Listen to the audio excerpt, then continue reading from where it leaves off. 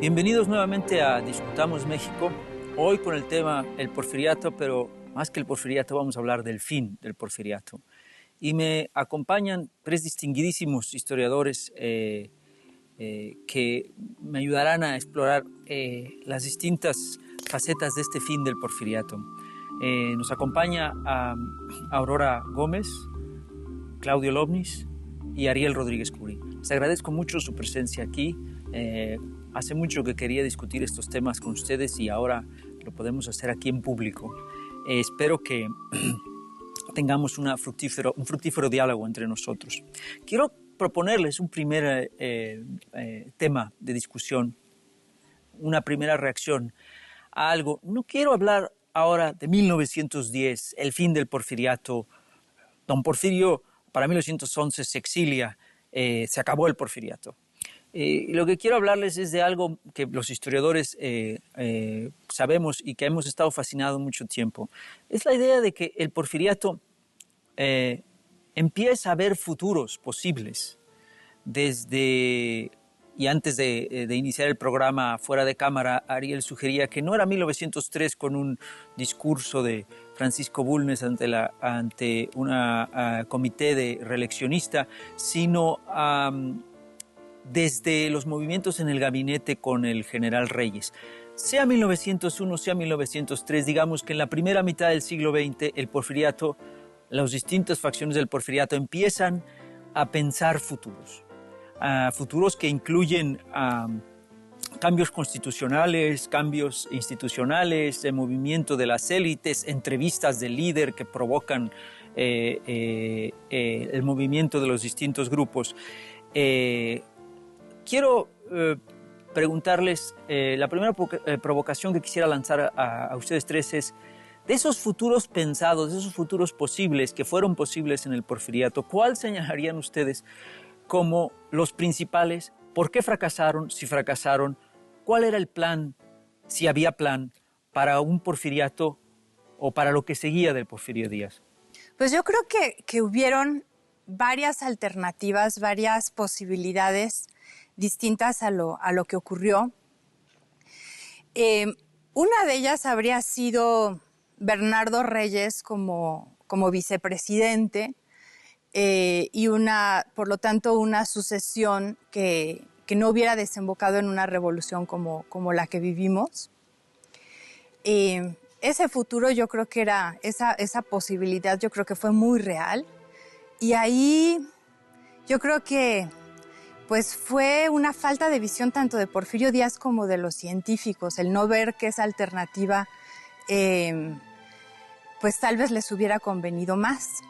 La otra era el propio Francisco I. Madero, tanto a la hora que compite en las elecciones, o sea, que esas elecciones se hubieran tomado pues en serio, como más adelante, incluso ya después de la Revolución Maderista, a la hora que se firma el Tratado de Ciudad Juárez, ahí también, y en esa parte yo creo que sí hubo, digamos, como una recuperación por parte de Porfirio Díaz y su gobierno del sentido que había que ceder y que había que negociar, pues en el decidir, digamos, más allá de la lucha armada y de que efectivamente pues el ejército de Porfirio Díaz no pudo sostenerse, pero digamos como que fue una revolución muy breve que se cortó, a mi juicio, porque el propio gobierno de Porfirio Díaz, dijo, pues vamos mejor a hacer un pacto negociado y vamos a llevar al país a un camino más pacífico. Y Madero, por su lado, igual, incluso en contra de muchos de sus allegados. Ahí, y esa es la parte que, digamos, como que de nuevo ve una falta de visión de las élites en el sentido de no apoyar a Madero en lo que Madero estaba construyendo, y a la hora que organizan, bueno, desde Félix Díaz y más adelante Huerta, con el propio Bernardo Reyes, la oposición a Madero, pues se derrumba esa posibilidad, que también hubiera sido una transición más pacífica de lo que acabó siendo, porque la verdadera revolución en el sentido de destrucción de las instituciones comenzó a la caída de Madero. Una de las cosas que creo que estaba en juego de parte de los científicos, o por lo menos una parte de los científicos, era lo mismo que venían diciendo desde que se formaron como grupo desde 1892, que es tratar de lograr un tránsito hacia digamos, una rutinización de las instituciones políticas, ¿no? Y esto lo enmarcaban desde un punto de vista evolucionista. Entonces ellos consideraban que estaban logrando una serie de, digamos, casi de precondiciones evolutivas, como la paz era la que más vendían y que desde luego terminó estrepitosamente, pero otras, la educación, etc. Y ahí, en esa discusión de las precondiciones, creo que habían temas no muy discutidos en públicos, pero que sí eran importantes. Por ejemplo, qué tan importante era la educación o qué tan importante era la irrigación, por ejemplo, para imaginar un nuevo futuro para México, porque parte de la dificultad que yo creo que está enfrentando México en esa época es que el porfiriato es un periodo bastante largo de modernización, bastante veloz, entonces la sociedad está cambiando. Sí. Y hay una dificultad para encauzar esa transformación, y una de las imágenes más consistentes, creo, de futuro fue, por ejemplo, la de Justo Sierra, que tenía una inversión colocada, una tirada de largo plazo hacia la educación.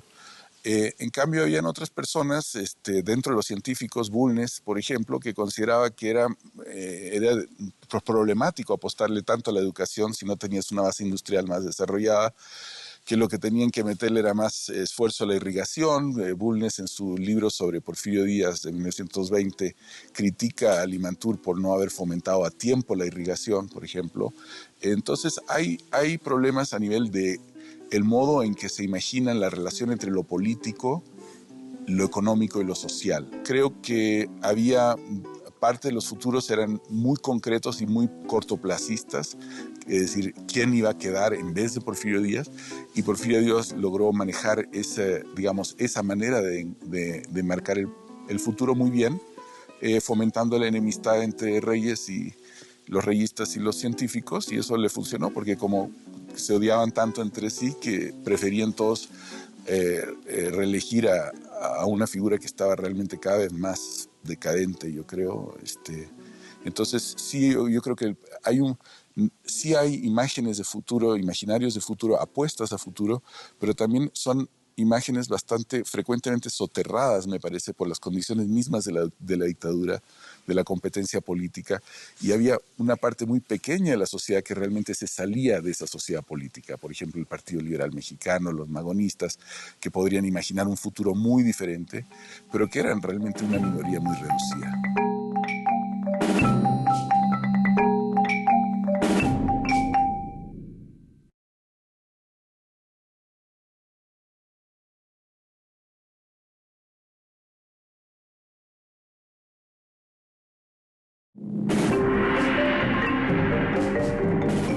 Una de las cosas que creo que estaba en juego de parte de los científicos, o por lo menos una parte de los científicos, era lo mismo que venían diciendo desde que se formaron como grupo desde 1892, que es tratar de lograr un tránsito hacia digamos, una rutinización de las instituciones políticas. Hay problemas a nivel de el modo en que se imaginan la relación entre lo político, lo económico y lo social. Sí hay imágenes de futuro, imaginarios de futuro, apuestas a futuro, pero también son imágenes bastante frecuentemente soterradas, me parece, por las condiciones mismas de la dictadura, de la competencia política, y había una parte muy pequeña de la sociedad que realmente se salía de esa sociedad política. Por ejemplo, el Partido Liberal Mexicano, los magonistas, que podrían imaginar un futuro muy diferente, pero que eran realmente una minoría muy reducida. Tengo la impresión de que efectivamente la década 1900-1910 sigue siendo un tanto cuanto misteriosa en términos de la explicación misma de la crisis y derrumbe del porfiriato, como en términos de la gestación de la Revolución Mexicana sin considerar todavía la revolución propiamente dicha. Y yo creo que parte de este desconocimiento de la década nos lleva un poco a identificar lo que yo diría que son como las paradojas o en otro sentido las dicotomías del momento. Yo diría que si se imaginaban un futuro, las élites a partir de 1900, se lo imaginaban a partir de una matriz más o menos compartida que es la del liberalismo, ¿no? Eso está más o menos asentada con los matices que pueda haber dentro del concepto mismo. Pero yo creo que donde hay más quiebres es si se imaginaban después de Porfirio Díaz un liberalismo con masas o un liberalismo sin masas o un liberalismo con poquitas masas, por decirlo así. Yo creo que ahí está la gran decisión entre los científicos y Bernardo Reyes. El experimento que hace Reyes de la segunda reserva del ejército en 1900 es importantísimo porque encuadró a 10, 15 mil ciudadanos mexicanos de más o menos clase media en todo el país para lo que Bulnes llamaba una buena guerra civil. Es decir, había un partido de facto organizado desde el ejército por un militar prestigioso, quizás el militar más prestigioso después de Porfirio Díaz, que tenía un asentamiento nacional. Los científicos tienen la gran paradoja de los tecnócratas, es decir, tienen dinero, tienen poder y no tienen masas. Entonces, no lograron construir el partido oligárquico, la manera de que se construyó el partido oligárquico en Chile, o se construyó en Argentina, o se construyó en Brasil, más o menos en los mismos periodos. Y esto es muy importante. Si uno mira las memorias de Limantour, Limantour está pensando desde muy temprano en que necesitan un partido de gobierno, es decir, necesitan un PRI antes de la revolución. El problema es que pueden hacer el partido, pero no tienen las masas. Bernardo Reyes tiene las masas. La salida de Bernardo Reyes creo que es una herida muy profunda en la manera de poder hacer política en el México anterior a 1900. Y deja, como decían los críticos del peronismo en los 50 y en los 60, las masas disponibles, ¿no? Y esa es la gran virtud de Madero. Madero viene de esa tradición política, es menos liberal de lo que parece, es menos demócrata de lo que parece, al menos en un sentido. Sí. En su libro Asociación Presidencial dice... Es un porfirista. Si se plantea, naturalmente dice, si se plantea la restricción del voto, yo la aceptaría, ¿no? Si está bien documentada. Eso lo está diciendo la Asociación Presidencial. Lo que tiene es una sensibilidad distinta para apelar a unas masas que creyó conocer, ¿no? Que no conocía no por un problema de inteligencia ni muchísimo menos, sino por también la naturaleza de la sociedad mexicana. Recordemos un dato que me parece siempre muy importante al discutir los orígenes de la Revolución Mexicana. El porfiriato fracasa como modelo urbanizador. Prácticamente no hay más gente en términos proporcionales viviendo en las ciudades antes del porfiriato que después del porfiriato. Y la inserción de las ciudades en el esquema general de la sociedad mexicana es menor. Sin embargo, son discursos urbanos los de los políticos previos a 1910. Le están hablando de todos modos a una minoría. De ahí la gran sorpresa de que respondan en las serranías de Chihuahua, en las serranías de Puebla, en las serranías de Guerrero, del centro de Veracruz, etc., ¿no? Es la naturaleza de la sociedad ante una élite que creyó leer lo que quiso leer y estaba leyendo otra cosa porque estaba desarmada políticamente. No tenía partido la oligarquía, tenía un ejército muy disminuido y tenía menos tradiciones políticas, menos asentadas de lo que ellos mismos pensaron. Me llama mucho la atención siempre de la década 1900-1910, un punto que siempre tiene algo de shakespeariano, supongo yo. Casi todos los ensayistas políticos anteriores a 1910 urgen por la reforma política porque dicen si no va a haber una revolución. No se hizo la reforma política y sí hubo una revolución.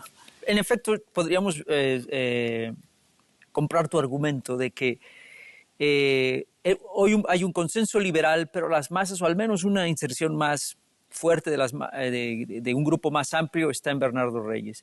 Sin embargo, la crítica anticientífica de la época, de la cual se reproduce de manera cancerosa después de la Revolución Mexicana, y de esa crítica surge la crítica total al porfiriato, de la crítica anticientífica. Esa crítica se hace muy popular, es muy importante para entender cómo se entendió el cambio del porfiriato a la revolución, pero es una villanización de la oligarquía digamos, saca lo peor de la tradición popular mexicana. Aquí le preguntaría yo a Claudio, quien ha escrito sobre estos temas, ¿de dónde surge esta crítica antiporfiriana, esta crítica anticientífica tan enraizada en lo peor de nosotros? Es una cosa complicada porque estoy de acuerdo con Ariel que un problema que tienen los científicos desde su formación es que no logran formar un partido. Sí. Este es un problema desde que se forman, es decir, desde 1892. También Bulnes está pidiendo que se forme un partido conservador bueno, el partido. Y esto es lo que no se logra hacer desde el principio, ¿no? No logran, justo Sierra tiene una idea de tener un partido único, Bulnes tiene una idea a partir ya de 1903, por lo menos, de tener un sistema bipartidista. Estoy de acuerdo también que la idea de ellos no eran partidos de masas, no creo que haya sido para nada, eran democracias restringidas, pero tampoco exclusivamente una oligarquía. Al meter la idea de partido conservador o católico, estás hablando finalmente de una buena parte de las clases medias urbanas y todo esto, ¿no? Entonces, ellos fracasan en esto. Entonces, parte de la tirada parte del problema de los científicos es que yo pienso que Porfirio Díaz mismo impide la formación de un partido liberal. Y entonces el problema de la villanización de los científicos es una cosa complicada porque al menos lo que yo he podido rastrear empieza en la década de los 1890s y utiliza mucho el discurso que sale del asunto Dreyfus, es decir, utilizan el discurso del antisemitismo francés que representa una alianza en Francia entre sectores retrógradas de la Iglesia y sectores militares, que es también lo que se va a ir cuajando un poco en torno del reyismo, para retratar a sus contrarios como una fuerza extraña, no verdaderamente nacional, etcétera, ¿no? En el caso de los científicos se les retrata como judíos, especuladores extranjeros o digamos lo que hoy llamaríamos malinchistas, vendepatrias.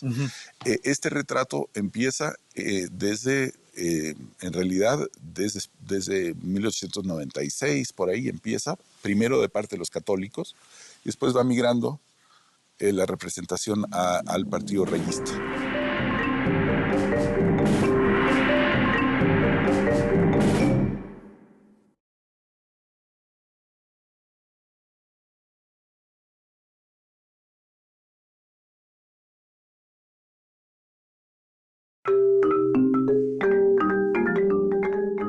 Me llamó mucho la atención siempre de la década 1900-1910, un punto que siempre tiene algo de shakespeariano, supongo yo.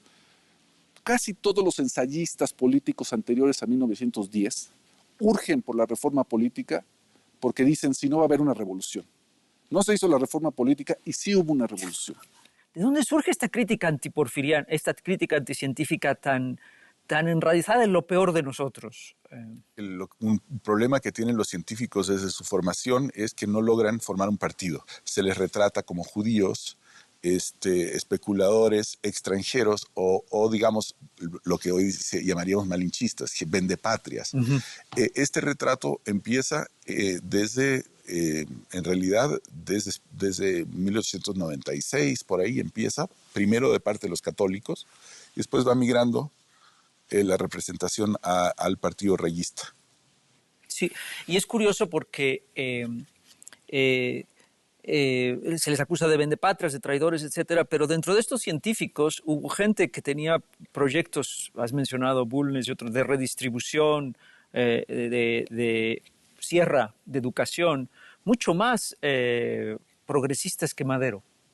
Y aquí les mando una segunda provocación con la que podríamos terminar este bloque. Entonces Madero a todo esto viene a ser como una especie de futuro porfirista que fracasó de alguna manera. Por la violencia, por lo que sea, es un porfirista que un poco hacia las afueras del porfirismo, pero que se lanza con una bandera bastante conservadora, es un liberal. El maderismo en este contexto de muchos futuros ¿es uno más de los futuros maderistas, de los futuros porfiristas frustrados? Pues yo sí veo diferencias importantes en el maderismo y Madero estudió en Estados Unidos, estudió en Europa, y yo creo que él, digamos, como que sí tenía una visión de un país más democrático de lo que era el porfiriato, y sí pensaba que era posible. Y a la hora que va construyendo su partido antirreeleccionista, lo hace al estilo americano, digamos, como que quiere crear una convención y un partido que tenga un cuerpo de partido, digamos, al estilo partidos norteamericanos. No era nada más el ponerle un nombre de partido y, digamos, como en México ha solido ser con los partidos en general, ¿no? Por muchos años. Entonces, yo sí, en mi lectura de él, sí veo a alguien que pensaba que era posible y que era parte de alguna manera de la evolución natural de México, el transitar hacia una democracia más parecida a la democracia norteamericana. Eso no quiere decir que, digamos, podría haber aceptado el que hubiera restricciones al voto en cuanto a que fueras alfabeto, no sé, pero como que él sí creía en una democracia tanto en el sentido electoral como en el sentido que hubiera un Congreso que representara a los ciudadanos. Digamos, él creía en la importancia de la participación de los individuos como ciudadanos. En su idea, digamos, de participación democrática, y en muchos casos, y eso se ve digamos, a la hora que ya esté en el poder y que le piden que haga una reforma agraria o que haga cambios, y él tiene esta idea de que en la medida en que se construyen estas instituciones democráticas, poco a poco las demandas populares van a llegar a los diputados y entonces se van a hacer las leyes y entonces se van a hacer las reformas. Y ese es el camino que él vislumbra y que obviamente no funciona. Pero eso me parece muy diferente a los modelos, bueno, por supuesto al modelo del propio Porfirio Díaz, pero incluso de los científicos, que veían más un cambio, podríamos decir, más al estilo PRI, ¿no? De una élite que más o menos, digamos, élite en el poder que más o menos digamos, hace una transición o hace unas elecciones, pero todo controlado desde una cúpula del gobierno, no realmente a través de una elección popular, ¿no? Por otro lado, sí pienso, y esto pues yo lo estudié en la relación de Madero hacia los obreros, pues sí, él sí tiene también una idea de que es importante que los obreros se organicen en sindicatos. Y él dice, yo no les prometo que les voy a aumentar el sueldo porque eso depende del mercado, ¿no? Que eso pues también es como muy del liberalismo de Madero. Y además de que era un empresario. Y digamos, lo que prometía a los trabajadores es una libertad de organización y de expresión que sí es diferente a lo que existía en el porfiriato. Yo estoy de acuerdo de que Madero no es un porfirista, pero creo totalmente. Pero creo que Madero funciona dentro de las categorías principales del porfirismo. Es decir, para mí el porfiriato tenía como tres polaridades: los militares, digamos, la tecnocracia, los capitalistas y la sociedad. Y constantemente se echaban la culpa de dónde estaba el problema, ¿no? Para los científicos el gran riesgo era el militarismo. Para los reyistas el gran riesgo eran los científicos, los tecnócratas, y para las élites en general el problema era el pueblo mexicano, ¿no? Que era muy atrasado, etc. Entonces Madero, digamos, invierte o se identifica con la idea de que la sociedad es buena. Se parece en ese sentido a la gente aquí en la Ciudad de México después del terremoto, la imagen de la sociedad civil como algo bueno, el espacio de toda la bondad. Es una idea que me parece errónea, así como también me parece errónea que todo el problema haya sido los militares o que todo el problema hayan sido los tecnócratas.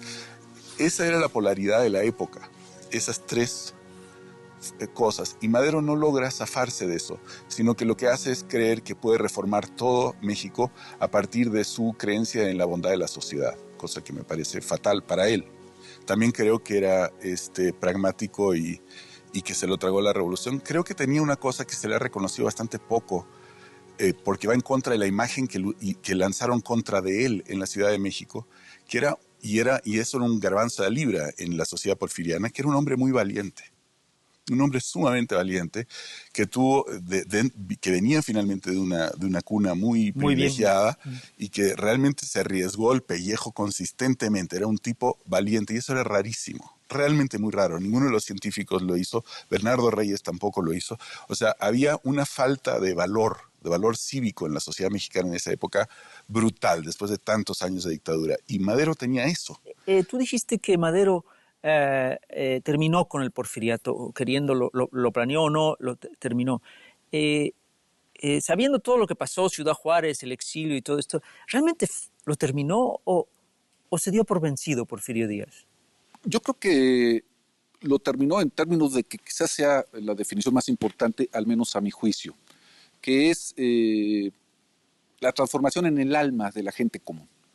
Yo creo que no es tanto Ciudad Juárez como, por ejemplo, la extensión de las pequeñas insurrecciones, que están muy extendidas en el territorio, y esto es muy importante, como hechos mucho más puntuales. Yo siempre he sostenido que los motines del 22 al 25 de mayo de 1911 son fundamentales porque son motines políticos, son motines donde 20, 30 mil personas se reúnen en el Zócalo de la Ciudad de México, pretenden tomar el Palacio Nacional, pretenden tomar la Cámara de Diputados y pretenden tomar la casa de Porfirio Díaz. Ahí hay un ajuste de cuentas profundo con el pasado porfiriano. Ahí cambió el alma nacional, digámoslo así, ¿no? José Valadez ha sostenido, ha insinuado, por ejemplo, que Porfirio Díaz, después de la firma de los tratados de Ciudad Juárez, estaba maniobrando para no irse. Y que cuando ve los motines en la ciudad que se supone él había construido y había protegido, se da cuenta que está en otra dimensión de su propia carrera y en otra dimensión, digamos, de la historia de México. Son feroces los motines, pero son importantes porque su demanda es estrictamente política. Hay 30,000 personas en el Zócalo de la Ciudad de México que dicen que se vaya Porfirio Díaz. Ahí cambió el alma nacional y creo que allí acaba el porfiriato en términos de la representación de un poder que mantiene su prestigio, pero que es insostenible en términos políticos. Ahí rescataría lo que nos decía Claudio. Hay una valentía, si tú quieres, una locura, una loca valentía, porque personajes de una habilidad política y de una inteligencia mucho mayor, como sería Bernardo Reyes o el propio Bulnes, con toda la ironía y todo, pero no se atreve nunca a dar el paso. Cuando Porfirio Díaz le pide a Bernardo Reyes, váyase, se va, obedece. Bulnes critica enfrente de su cara, le dice, pero nunca pasa más allá. Y si tú quieres, valiente, lo hace.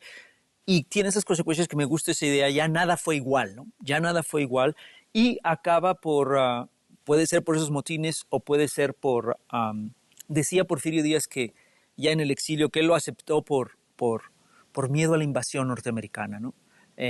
Las dos cosas son un miedo cierto, las masas ya levantadas pidiendo su salida o el miedo a una invasión norteamericana que tampoco se equivocaba.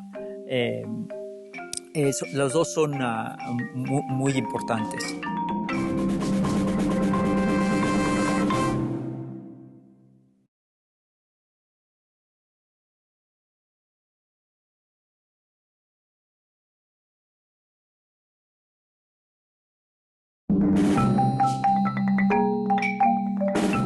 Tú dijiste que Madero terminó con el porfiriato, queriéndolo, lo planeó o no, terminó.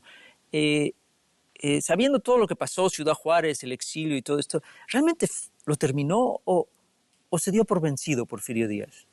Yo creo que lo terminó en términos de que quizás sea la definición más importante, al menos a mi juicio, que es la transformación en el alma de la gente común. Yo siempre he sostenido que los motines del 22 al 25 de mayo de 1911 son fundamentales porque son motines políticos, son motines donde 20, 30 mil personas se reúnen en el Zócalo de la Ciudad de México, pretenden tomar el Palacio Nacional, pretenden tomar la Cámara de Diputados y pretenden tomar la casa de Porfirio Díaz. ¿Sí?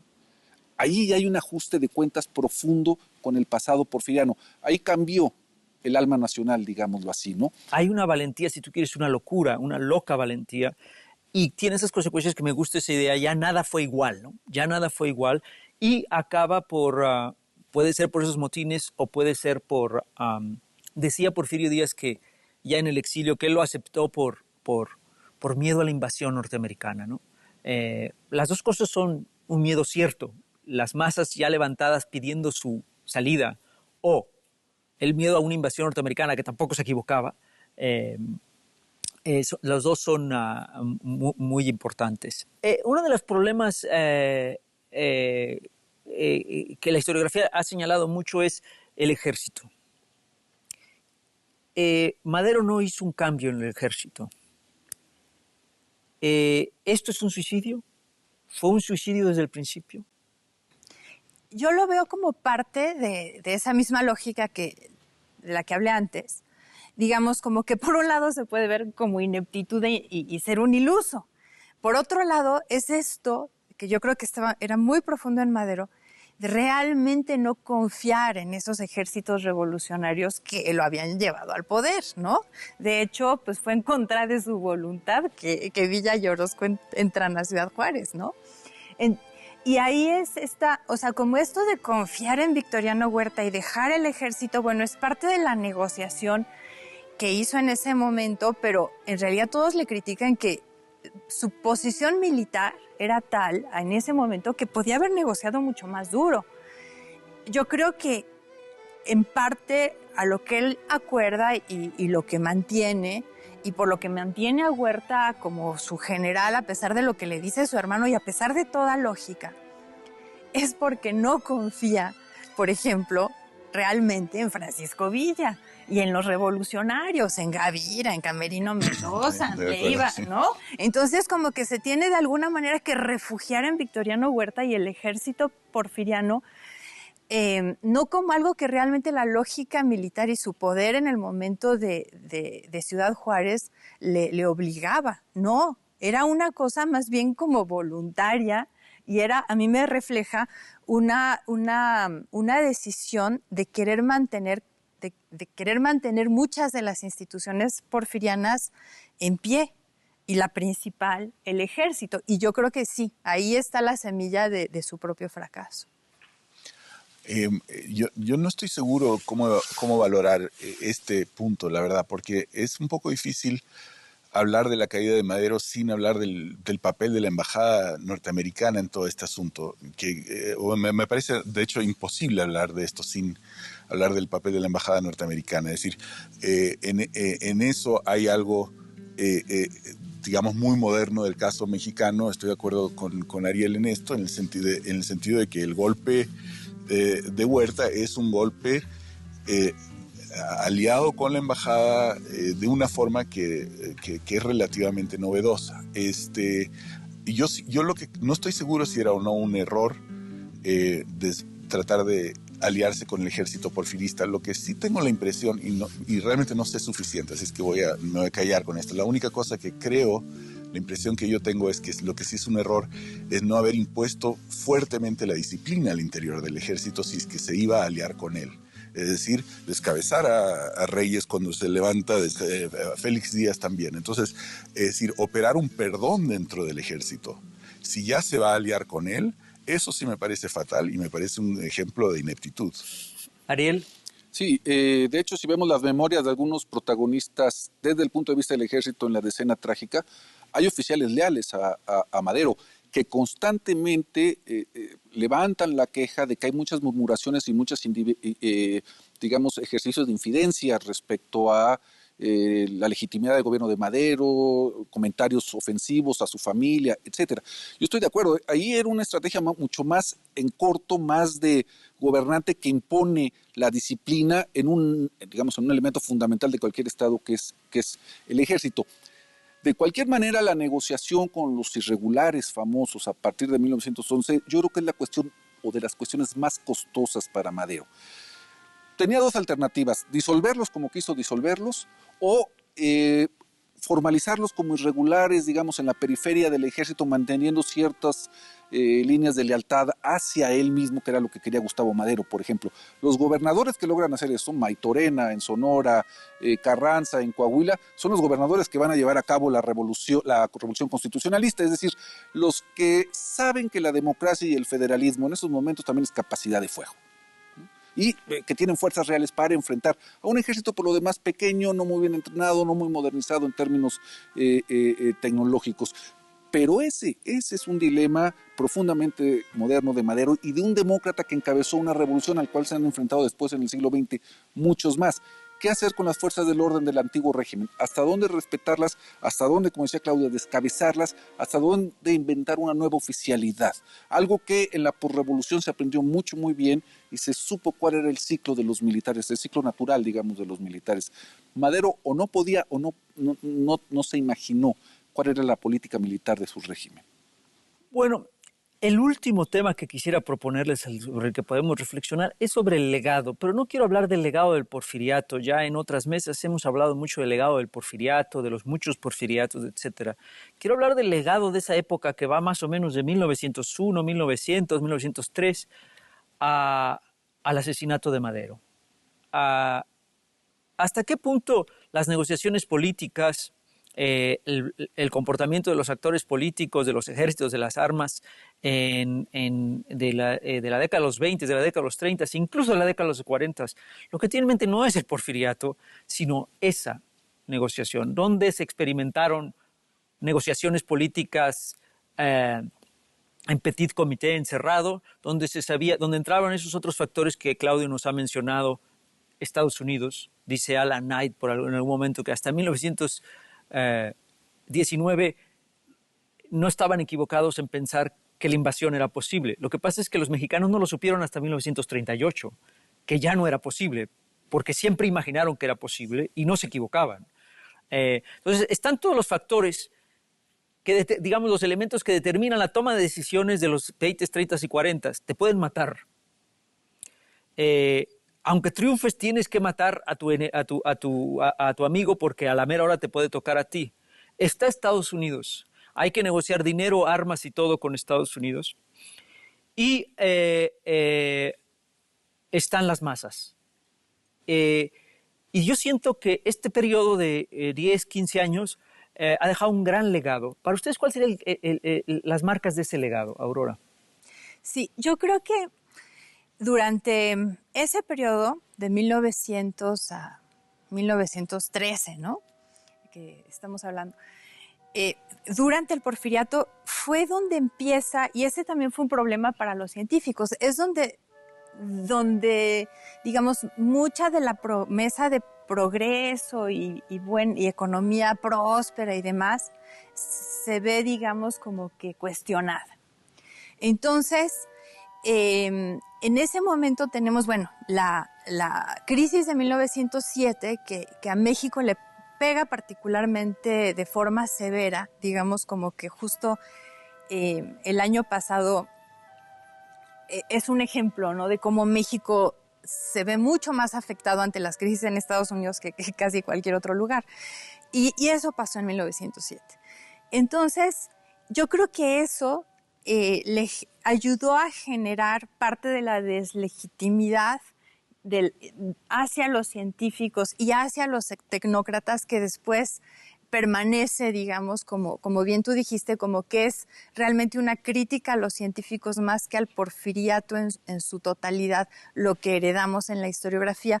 Pero yo creo que sí está, como muchas de las nociones de lo mal que hace para el país la inversión extranjera, de lo mal que hacen para el país, digamos, o sea, el formar parte, digamos, del comercio internacional y de las finanzas internacionales y, digamos, de muchas de las prácticas, digamos, que impulsaron los científicos en términos financieros, en términos de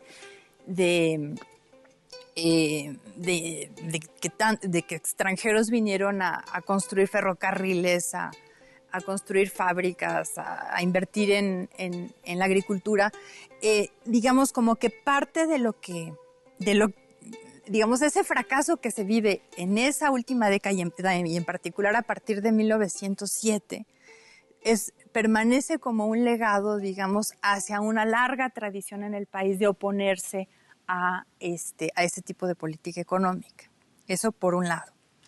Después me parece que el fracaso de Madero también es un tristísimo legado, en el sentido de que sí digamos, las discusiones que se podían tener durante el propio Porfiriato sobre la posibilidad de que México entre a una democracia, de alguna manera lo que pasa con Madero se vuelve una especie como de te lo dije, México no puede ser democrático. El que lo intente va a fracasar.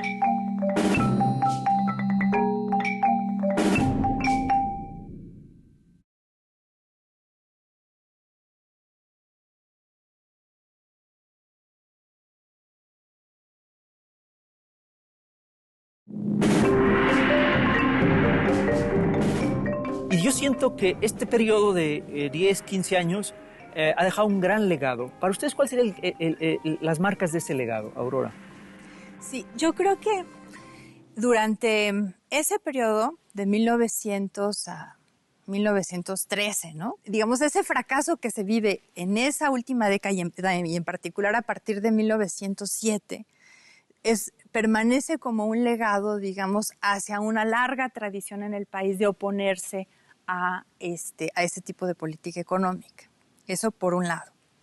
Después me parece que el fracaso de Madero también es un tristísimo legado, en el sentido de que sí, digamos, las discusiones que se podían tener durante el propio Porfiriato sobre la posibilidad de que México entre a una democracia, de alguna manera lo que pasa con Madero se vuelve una especie como de te lo dije, México no puede ser democrático. El que lo intente va a fracasar. Entonces tenemos que buscar otro tipo de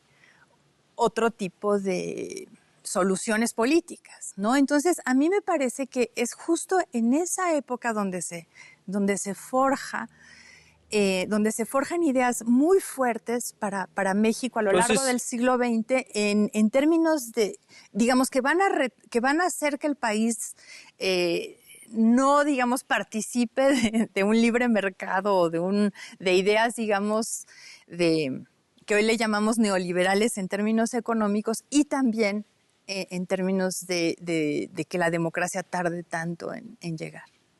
Bueno, entonces,